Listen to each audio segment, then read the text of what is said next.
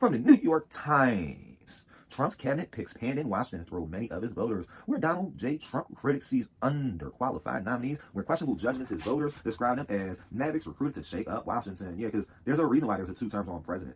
People aren't supposed to be in politics forever. This is supposed to be a country for the people, ran by the people. You shouldn't be in politics for no 20 years. It's not a retirement plan. You go there, you help out, move the country forward. Like, we need to start doing this like jury duty. You get a letter in the mail. Oh, I got to serve on Congress for the next 2 years.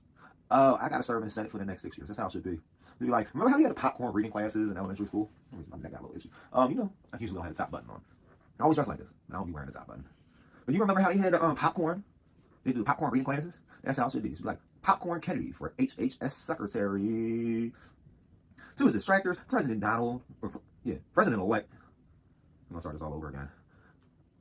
1, 2, 3. Take 2 from the New York Times. Trump's cabinet picks pan in Washington throw many of his voters. Where Donald J. Trump's critics see unqualified nominees with questionable judgment, his voters describe them as mavericks recruited to shake up Washington. To his distractors, President-elect Donald J. Trump's cabinet looks like a rogues gallery of people with dubious credentials and questionable judgment. His supporters see something different. It's a masterpiece. Ellie Marcus, 58, who lives in Western Florida, man, owns a tattoo business. You go to a tattoo shop asking people about politics. No wonder why your polls be so people at tattoo shops usually don't vote, bro. And it's Florida. That's in Florida. In Florida, most felons can't vote. Wow. Said Mr. Trump's cabinet picks unveiled over the past week. If it was a painting, it would be a Picasso. A brilliant alliance is how Joanne Warwick, 60, a former Democrat from Detroit, described many of the nominees. It's pretty much a star cast. Well, that's because people are saying people like Robert F. Kennedy.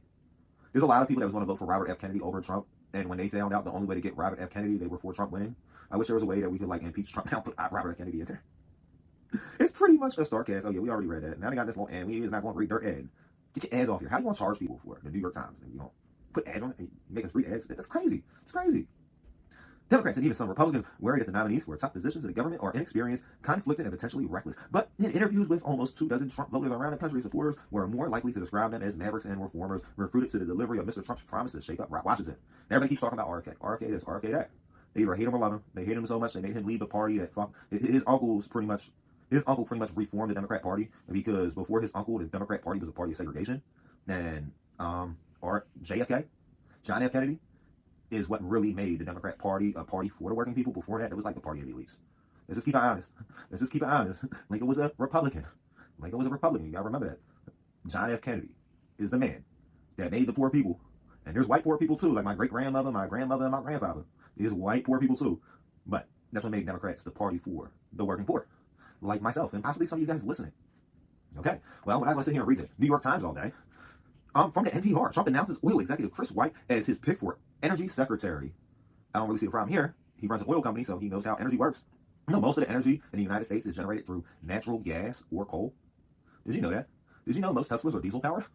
President-elect Donald Trump said on Saturday he picked oil executive Chris White to be the Secretary of Energy, a role in which he's likely to promote fossil fuel development and reverse many Biden-era initiatives. As Secretary of Energy, Chris will be a key leader driving innovation, cutting red tape, and ushering in a new golden age of American prosperity, global peace, Trump said in a statement. Can we get the gas prices under $2, though? What I'm looking for. Trump added that White... why is this dude's name White? I know it's Wright or whatever, but it's basically White. So Trump just filled his cabinet with a white dude. He said, I'm going to put a white man in. Everybody been criticizing him too. They said he's gonna put a whole bunch of rich white men in there. And he literally put a rich man named White in there. Trump added that White will also serve as part of the Council of National Energy, which the president-elect unveiled on Friday, saying that it will consist of the Department of agencies involved in permitting production, generation, distribution, regulation, transportation, and all other forms of American energy. Trump selected North Dakota Governor Doug Burgum as the head of Council of the National Energy, as well as his pick to be Interior Secretary. White heads off oil fracking companies. White is the chief executive of oil and natural gas fracking services company, Liberty Energy, and sits on the board of nuclear reactor company, according to his biography on Liberty's website. Well, to be honest, it's time that we actually develop some of these nuclear reactors. We don't have modern-day nuclear reactors in the United States, and the nuclear reactors we still have in the United States tend to be on the more dangerous side, can have, I think like Genoa or whatever. There was a country that they had to evacuate, or it might have been a city or something, because of their nuclear facilities went havoc. And we still got facilities around that age. Now they got facilities that's nothing will happen to them unless let's just say Russia. He has strongly advocated for the need for more fossil fuels, putting him in line with Trump's repeated call for more oil production. White has also expressed doubts about whether climate change is driving extreme weather events. Well, do you know what climate is? Is this true? We got to find him in context, right? We definitely have to find him in context. But do you understand what climate is? Do you understand what weather is? How can you say climate change is not driving extreme weather events? I live in the northeastern part of the United States, so at least for most of my life I did. But I experience climate change every few months. Sometimes I experience climate change on a daily basis. Climate change is real. The cause of it may not be. There's no climate crap. Yeah, I don't even want to say that. We have seen no increase in frequency or intensity of hurricanes, tornadoes, droughts, or floods despite endless fear-mongering of the media, politicians, and activists. Wasn't there just like a major hurricane? This dude might be a little bit cuckoo, but he's in charge of energy. He's in charge of energy, so we can keep this cuckoo dude in charge of energy because his job is making sure you have your electricity cheap, your gas cheap, and all your bills. Let's just get the gas bill, the electric bill down. Let's get the pump down. Let's lower the cost of propane. All the stuff we need for now, and then we can develop innovation to make stuff better later down the line. Let's see another secretary pick, but yeah, he's not in charge of anything that's like, yeah. No, he's in charge of energy. That's a little bit different. Then we got something from Fox News. Everything will be fine. Trump's choice for the FCC chairman says agency will end promotion of DEI next year. What does the FCC got to do about anything with DEI? How is he planning on ending it? His name is Brendan Carr. Trump's choice for the FCC chairman shared that the agency's second highest strategy goal in the fiscal year of 2025 is the promotion of DEI. Oh, and I think we have a video from him. Load it up. Even during a power up. Load it up for me. I want to hear you speak and see who we talking about. Load it up for me. We don't care about all your commercials. Beer giant Molson Coors announced this week that it is rolling back its diversity, equity, and inclusion initiatives, becoming the latest. What's that got to do about the secretary? What got to do about the secretary? A string of high-profile companies, including Ford, Lowe's, and Harley-Davidson, to step away from so-called woke policies in recent months. Our panel is back with a look at what's behind the trend. So, Dan, what is behind? I feel like I just wasted our time. Don't seem like it has anything to do with the subject at hand. President-elect Donald Trump's pick for chairman of the FCC commission said early Monday morning that the agency focus on diversity, equity, and inclusion will end next year. Well, that's within the FCC. That's like they writing this up like he's going to illegalize DEI, but a lot of this stuff don't make sense.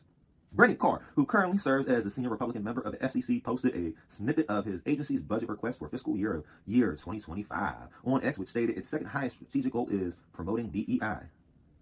But I'm just confused about a lot of this. They keep saying he's promoting it or is he ending it? And if he's ending it, okay. But what does this have to do? It's the FCC. It's an agency.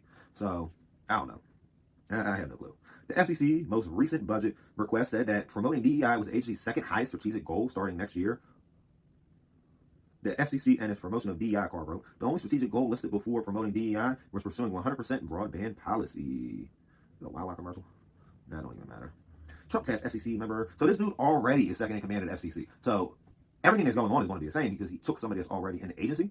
The agency said in part-time that it wanted to gain deeper understanding of how its rules, policies, and programs may promote or inhibit advances in diversity, equity, inclusion, and accessibility. The goal would be to reach by pursuing focused action and investments to eliminate any barriers that perpetuate disadvantages of or underserved individuals, communities, and the FCC budget this year. Oh, so this is like letting Republicans know that, oh, Trump did another thing you don't like make Pence said about RFK earlier. Now, we need some more balance in politics. I'm liking the fact that half of his cabinet choices are current or former Democrats. There's like something to have hope on that like he's trying to be in the middle. Can we just be in the middle? Why are we gangbanging in politics, guys? Why are we gangbanging in politics? So I guess they were just trying to come at that. Trump picks former Congressman and Fox Business host Sean Duffy as next transportation secretary. And this is who Sean Duffy is, I assume. This from CNN Politics. President-elect Donald Trump announced Monday he has selected former Congressman and recent Fox Business co-host Sean Duffy to serve as the next Secretary of the Department of Transportation. Duffy served in the U.S. House of Representatives from 2011 to 2019, representing Wisconsin's 7th Congressional District. He most recently was co-host of Fox Business, The Bottom Line, after just joining Fox News as a contributor in 2020. Duffy's last day on Fox News employee was Monday, a network spokesperson confirmed to CNN. Wednesday marked his last day appearing on Fox Business, and he interviewed the role of Transportation Secretary in a week, according to a source.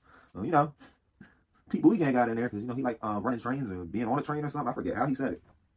Trump in a statement praised Duffy as a tremendous and well-liked public servant, and he said he was a respected voice of communicator in the Republican conference during his time in Congress. He will prioritize excellence, competence, competitiveness, and beauty when rebuilding America highways, tunnels, bridges, and airports. And on that, man, that infrastructure plan. Are you guys dealing with the infrastructure plan like everybody else seems to be in every city that I talk to? Because that infrastructure plan, I don't understand it. We had perfectly good roads, and then they tear up the roads, and then they've been patching up the roads, and now they look ugly. And then the only other thing they did was like they put these big speed bumps everywhere. So like if you drive over 5 miles an hour, your car either is going to jump a little bit or you're going to scrape up the bottom of your car. Why do we got all these speed bumps? They're kind of pointless. Why did you guys like dig up a certain portion of the road and never even it out so now there's big potholes? This is going to be horrible in the wintertime. This is the first winter since this happened. No, basically Duffy, he's going to be over. What did they say he's over again? Transportation. So we got like 2 solid picks, 2 weird picks. And if you want to know what I feel about RFK, you guys can go back and look at the last video I did. I did a whole video essay on RFK's appointment, something I'm really excited about, to be honest.